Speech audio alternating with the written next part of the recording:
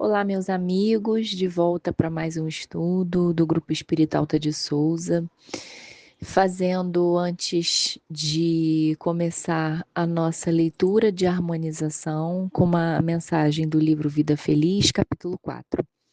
A paciência é a virtude que te auxiliará na conquista dos bens do corpo, da alma e da sociedade. Ela ensina a técnica de como se deve aguardar quando não se pode ter imediatamente o que se deseja. Jamais te irrites. A paciência te auxiliará a tudo vencer.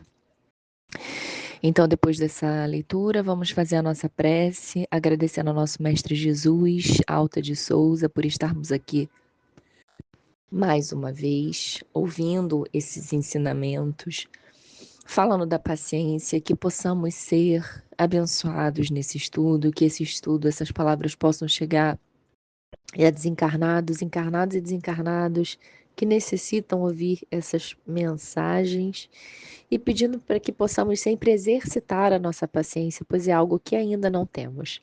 Que assim seja, graças a Deus. Eu escolhi, pessoal, essa leitura de harmonização porque o tema de hoje é entre cônjuges. E nós sabemos que o casamento, né, ou a relação entre aqueles que moram juntos, ela é bem desafiadora. Por quê?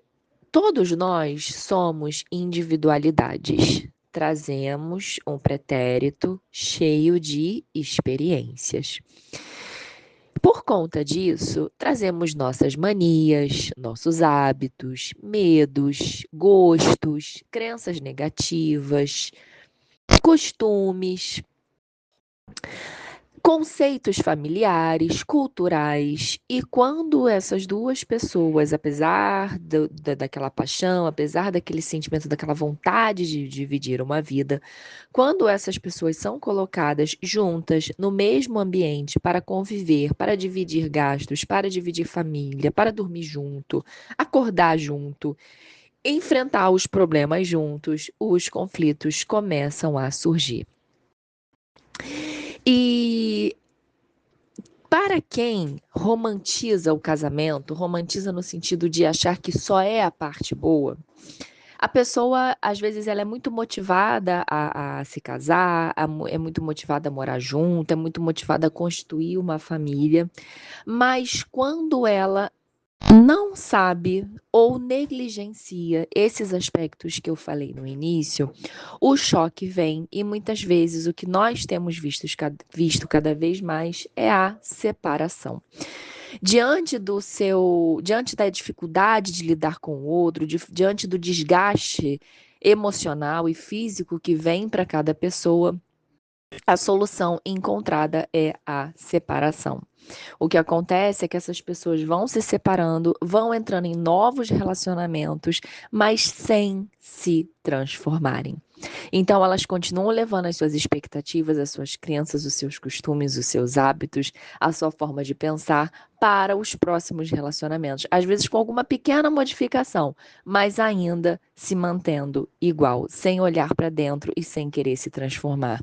Muitas vezes no relacionamento, a pessoa quer que o outro mude, mas ela não está disposta a fazer a sua própria mudança. Então, nesse texto aqui do André Luiz, o recado que ele nos dá é são diretrizes para cada pessoa que está dentro de um relacionamento, de modo que as duas pessoas precisam agir dessa forma. Porque se uma só fizer e a outra não fizer, vai ficar sobrecarregado, vai ficar até injusto, né? Esse relacionamento não vai conseguir caminhar em harmonia. Então ele fala o seguinte: prossiga amando e respeitando os pais depois da formação da própria casa, compreendendo, porém, que isso traz novas responsabilidades para o exercício das quais é imperioso cultivar independência, mas a pretexto de liberdade não relegar os pais ao abandono. Então aqui, num primeiro momento, ele fala, né, porque assim, nós temos a nossa família. Vamos casar, construir uma nova família, né, que segundo até Paulo de Tarso, essa passa a ser agora a sua família, sua primeira família, mas não é por isso que você vai deixar os pais. E deixar, eu vou até abrir esse leque para deixar os outros familiares, tios, sobrinhos, pais, né? Então, ele dá esse recado. Não deprecie os ideais e preocupação do outro. Ou seja, nós, quando entramos num relacionamento, às vezes temos uma tendência a achar que o importante é o nosso, que nós somos os donos da verdade absoluta. E aí, às vezes, a pessoa ela fica feliz, mas eu gosto de ir pra praia, eu gosto de passar o dia inteiro na praia, porque isso para mim sim é aproveitar o final de semana.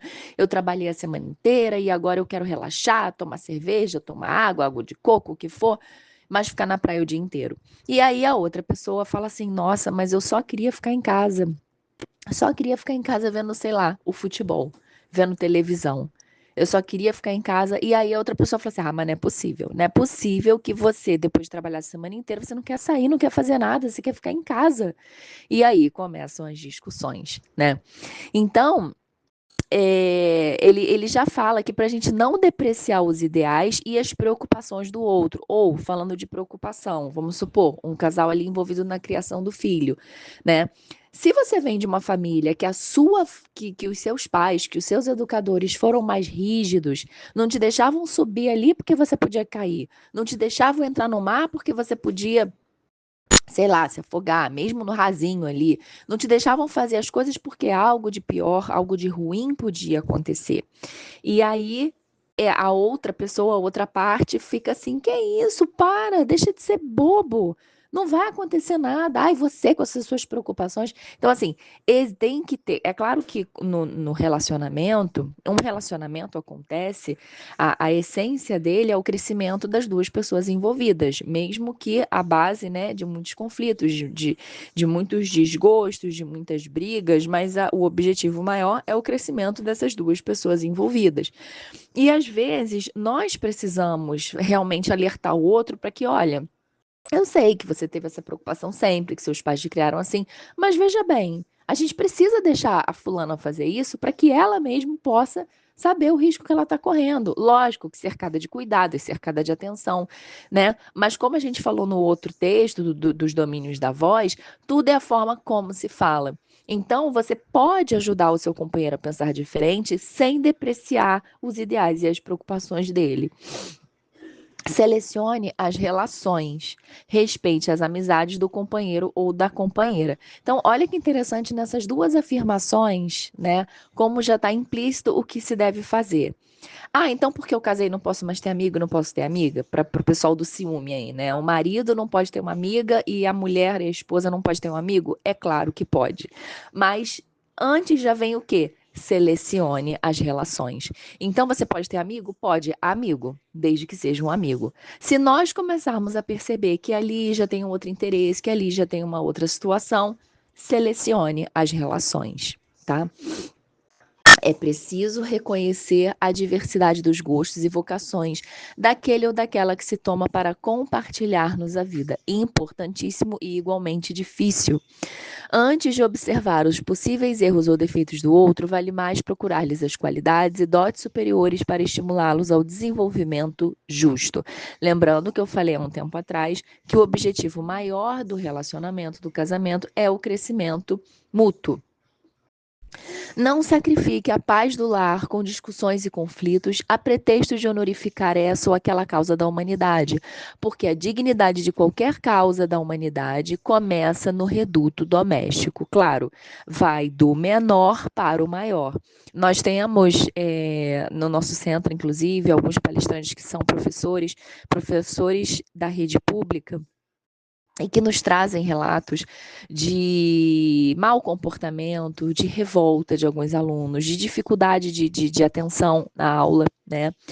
Mas quando vamos olhar como é a casa dessas crianças, são pais totalmente desestabilizados, às vezes trabalhando com coisas ilegais, mães viciadas em drogas, ou vice-versa, né? Ou as duas coisas juntas, pais que agridem suas mães em casa, agridem inclusive fisicamente. Então, assim, é um lar tão disfuncional que não tem como, quase que não tem como essa criança fazer algo diferente, né? E crescer num ambiente diferente. Então, quando ele fala aqui que começa no reduto doméstico, é o nosso primeiro contato com o mundo, é a nossa casa. Se esse contato com o mundo ele já é disfuncional, tudo que vai sair dali vai ser disfuncional também. Então, nós precisamos, dentro do nosso relacionamento, tentar manter o amor, a ordem, a serenidade, o autocontrole, ter controle das palavras, de novo, relembrando outro estudo, para que nós possamos, através do nosso reduto doméstico, levar essa experiência para o mundo lá fora. Não deixe de estudar e aprimorar-se constantemente, sob a desculpa de ter haver deixado a condição de solteiro ou solteira, né? Então, isso eu escuto muito também. Tem muita gente que fala assim: ah, mas quando eu era solteira eu tinha tempo para fazer tal coisa. E agora que eu tô casada, eu tenho que me dedicar a fulano de tal, tenho que me dedicar à casa, me dedicar a isso e não tenho mais tempo. Gente, é lógico que assim, isso não tem nem a ver com ser casada e ser solteira, tá? Se antes você tinha um trabalho que você trabalhava 3 horas por dia e agora você trabalha 8 horas por dia, porque antes você era estagiário e agora você é um profissional formado, a sua vida vai mudar.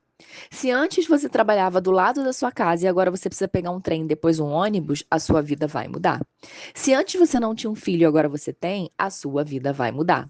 Se antes você contava com agilidade no seu corpo e hoje você tem mais idade e já faz tudo mais devagar, a sua vida vai mudar.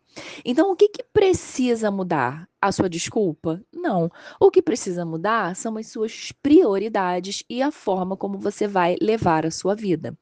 Se antes você tinha 3 horas para escolher coisas que você ia fazer e agora você tem meia hora, você dispõe de meia hora, você vai ter que escolher, a pessoa vai ter que escolher o que é que ela vai colocar nessa meia hora. E o conselho que o André Luiz nos traz é falar isso, não deixar de estudar e aprimorar-se constantemente. Então, se antes você estudava, pegava um livro e abria, agora o que dá para fazer é escutar um vídeo. Enquanto você está indo para o trabalho, vamos escutar o vídeo. O que ele está dizendo, pessoal, não é assim, ah, você tem que arranjar um tempo e tudo que você está falando é uma desculpa. Não. O que ele está dizendo é para você priorizar, é para que nós possamos priorizar o estudo para o nosso aprimoramento, o nosso autoconhecimento e a nossa reforma íntima. Lembrando que é para isso que nós estamos aqui na Terra, né? E nunca deixar de fazer isso, porque isso automaticamente vai nos devolvendo isso. Não deixe de estudar, tá? Sempre necessário compreender que a comunhão afetiva no lar deve recomeçar todos os dias, a fim de consolidar-se em clima de harmonia e segurança. Então, como eu falei antes, pessoal, é claro que isso tem que ser uma via de mão dupla. Tá, às vezes é mais difícil na própria leitura desse texto. Se eu mandar esse texto para alguns amigos meus que são casados, o homem vai ler de uma forma, a mulher vai ler de outro. Cada um envolvido no relacionamento vai ler de uma forma, ou vai falar, eu já faço isso, ou vai falar, isso não dá para fazer nem pensar, né? Mas o objetivo não é você pegar, a pessoa pegar o texto e ticar o que ela faz, o que ela não faz, o que ela vai fazer, o que ela não vai fazer. É tentar fazer. É tentar chegar nesse patamar de entender o outro, de respeitar o outro, de acolher as amizades, de escolher as relações, de continuar estudando com o objetivo maior de proporcionar uma comunhão afetiva no lar todos os dias, a fim de consolidar um clima de harmonia e segurança. Então, esse foi nosso estudo de hoje. Eu espero que vocês encontrem essa harmonia nas suas relações, não só relações de casados, mas se você convive com outra pessoa, divide o apartamento com um amigo, mora com seu filho, mora com seus pais. Eu espero que esse estudo possa fazer sentido para vocês, que vocês possam melhorar um pouquinho, pelo menos, a relação de hoje, a partir de hoje, né? Contando sempre com a ajuda da espiritualidade amiga, que sabemos que está sempre do nosso ladinho, só esperando que nós possamos ouvir os recados, os conselhos que eles têm para nos dar. Então vamos agradecer por mais esse estudo, agradecendo ao nosso Mestre Jesus, a Alta de Souza, a espiritualidade amiga, por ter nos dado esse texto, escrito essas palavras, para que possamos evoluir cada vez mais, melhorar cada vez mais e construir uma relação cada vez mais afetiva, com mais harmonia e segurança. Que assim seja, graças a Deus.